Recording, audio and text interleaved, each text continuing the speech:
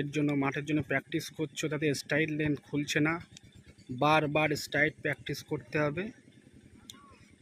আর straight length না খুললে ভালো টাইমিং আসবে না। তার জন্য শর্ট স্ট্রাইট 10টা 15টা 20টা করে করা তো অবশ্যই প্রয়োজন আমাদের। চল স্ট্রাইট লেন্থ খোল।